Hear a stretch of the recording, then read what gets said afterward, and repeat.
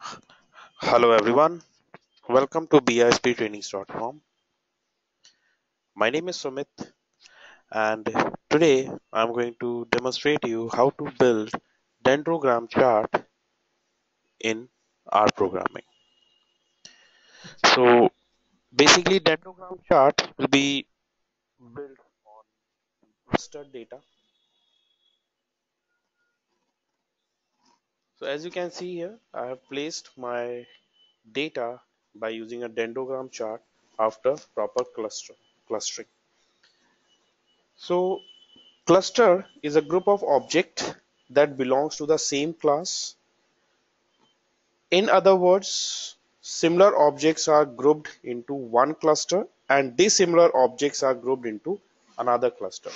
So from here you can see the Fiat X19 and Fiat 128, they belong to the same group, and the Merz 280C and Ford Pantra L, they belongs to different group.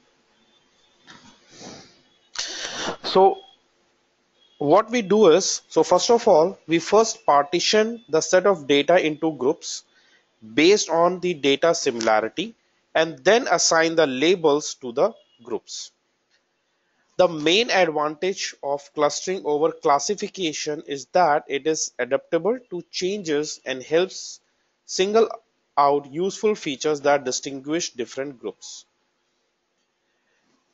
Clustering analysis is broadly used in many of the applications or real-time applications such as market research, pattern recognition, data analysis, image processing. It can be also used to categorize the customer groups based on their purchasing patterns. Clustering also helps in identification of areas of similar land use in Earth observation databases. So in this example, I will be going to use the hierarchical model for clustering in R for preparing dendrogram. So in hierarchical model, we start with each object forming a separate group, and then we placed it on a dendrogram chart by using clustering. So first of all, let's have a look at the data set. So that's the data set which I have prepared. Here we have few columns, few fields: location, fixed charges, ROR, cost, load, demand, sales, fuel cost, and nuclear. So that's a data set. So by using the clustering data set here, by using this dendrogram, I'm just going to define the cluster distance between two clusters or two different groups.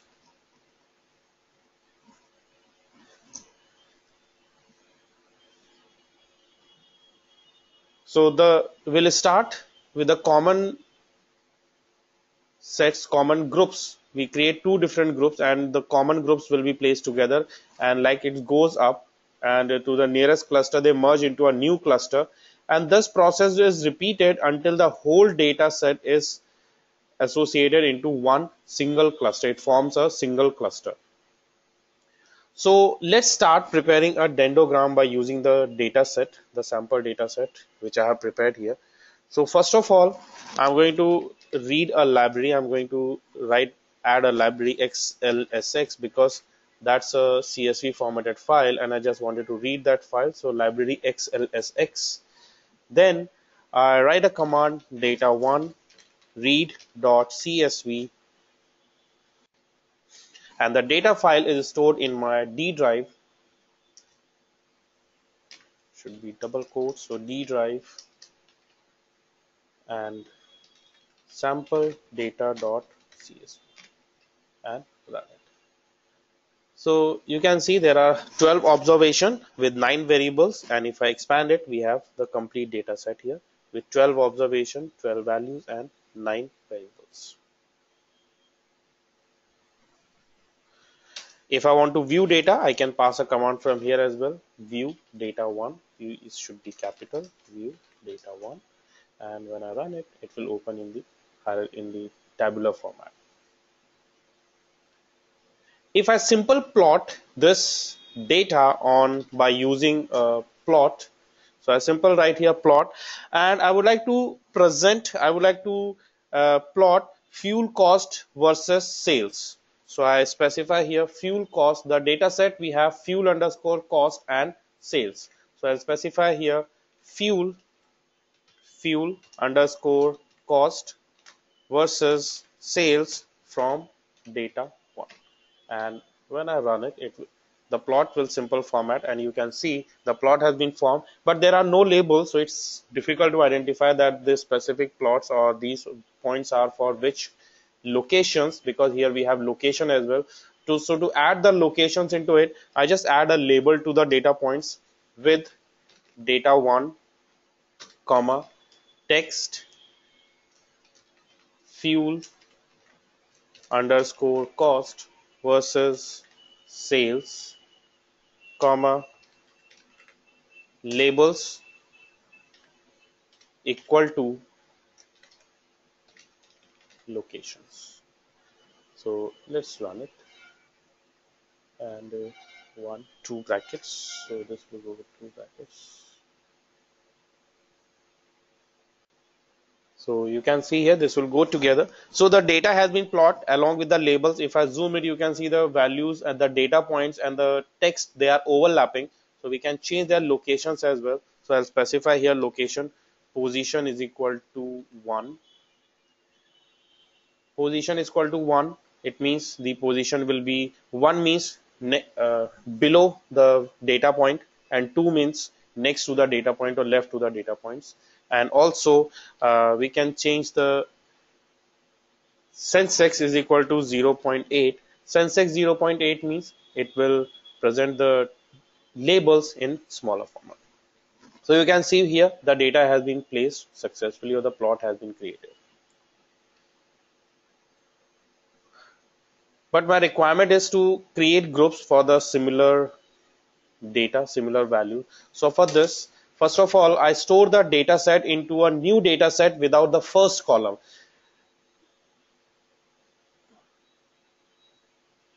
For normalization, because we are going to normalize the data, so for normalization of data, or for performing the clustering on the data set, remember that for clustering we need to have the quantitative data.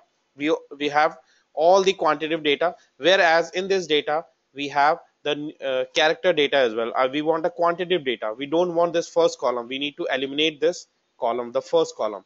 So to eliminate this first column, I'll store the data set without the first column in a new data set. So I create a new data set, data 2, and I write data 1, and I don't want first column, and it should be eliminate the first column. So 1 comma 1, and we have got a second data set, and we write here view data 2, and if I execute it, if I run it, you can see we have got all the quantitative data. There are no labels, there are no the first column, there is no first column along with the labels which represents the locations.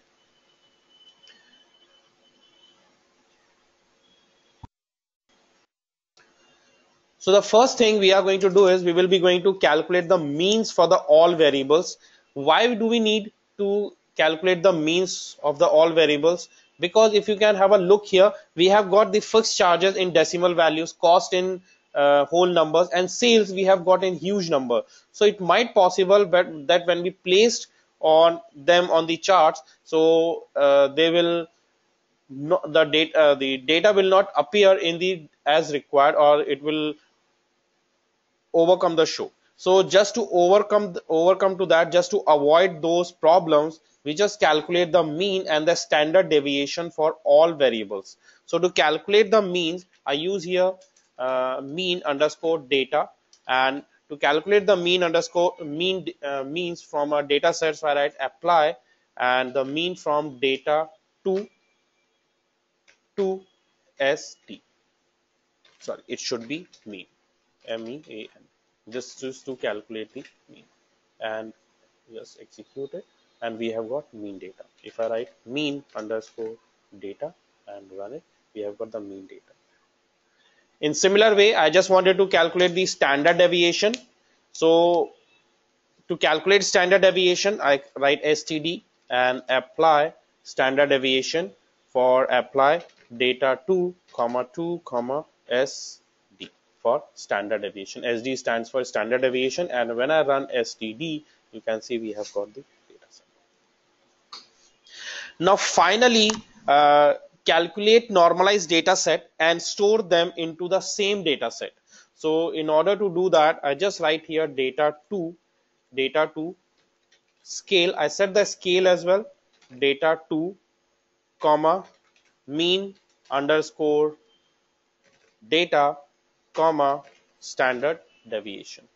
And now when I execute and when I run data 2, when I view data 2, you can see we have got a proper data set. Or if we look the data 2 here, we can have all in a proper standard deviation and proper mean formatted. So we have got a normalized data. Now we will be going to calculate the Akkadian distance. So we have to calculate the Akkadian distance. Akkadian distance is the distance between 2 points in Akkadian space. So we need to calculate the distance between the 2 points. For example, if we look at the data set, so I just wanted to know that what's the difference between these two data points, like number 1 and number 2, what's the difference between them. So this can be done by using the Akkadian distance. So the formula to calculate the Akkadian distance is, I just calculated and stored in a new variable. I pass here distance, and in distance the formula will be dist and data 2. And when we execute it, so the Akkadian distance has been calculated, and if I just print the data, if I just wanted to show it, I just write here distance and run it. You can see the distance has been, it appears like this. But if the figures are too big, so I just cut short the figure. So I write print distance comma digits is equal to 3. And now when I execute it, we'll get a proper distance, proper information about the distance between two values or 2 points. So you can see the distance between the first point and second point is 3.53.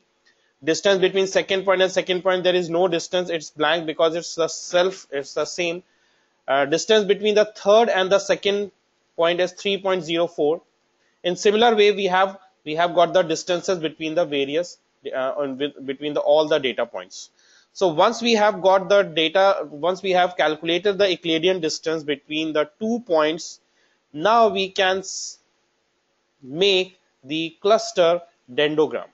So to create a cluster dendrogram or to plot a cluster dendrogram, we need to pass a command, and the command is, I have stored it in a new variable, in a new object, that is hc, and the formula, the command will be h cluster. H will be the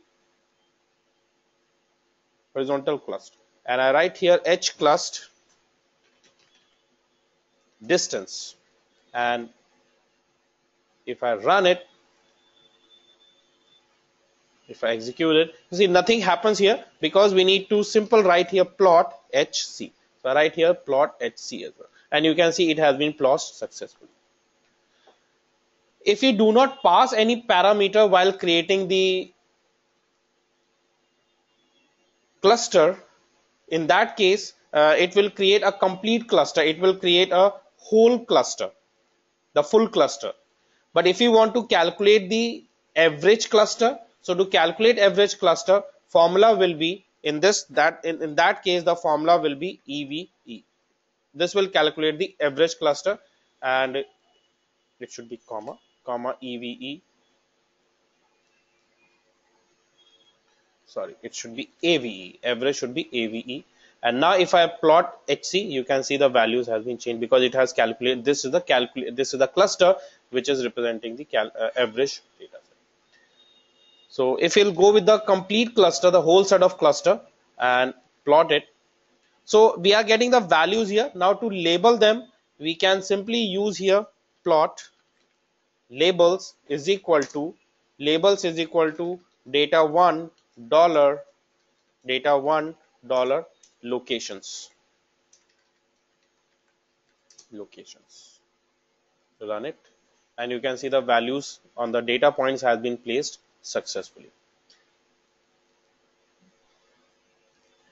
If we want to create a colorful cluster, so for that we need to install a package, and the package name is Dendro Extras.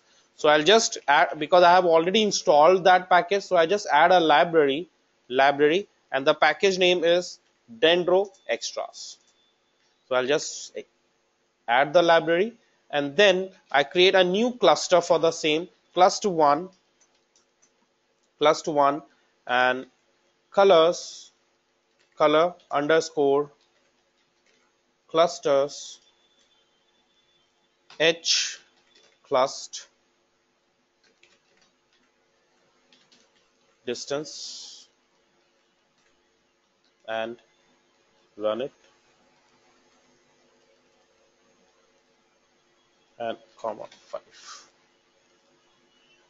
So, and now if I simple plot it, plot cluster1, and run it, you can see we have got the colorful cluster, but again they are without labels. So to add the labels, we can copy paste the same and add the labels into this. I add the labels.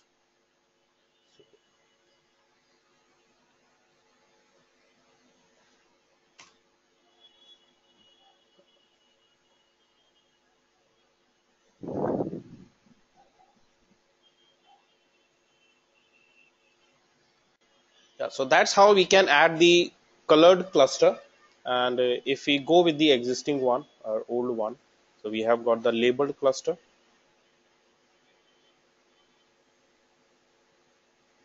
So that's how you can see the the cluster dendrogram has been created.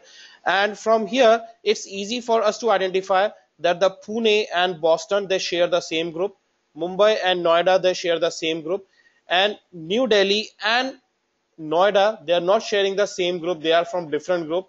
But the New Delhi and Gurgaon, they are from the same group. In similar way, this group they forms one big cluster. This will form a big cluster, and at the end, finally, all the locations has been added in a big cluster whose height is around 6 or between 6 and 7. So that's how we can create a cluster dendrogram in our program. That's all in this video. If you have any queries, you can write to us on www.bisptrainings.com. You can subscribe our YouTube channel for more videos on Python. Keep watching. Have a nice day. Goodbye.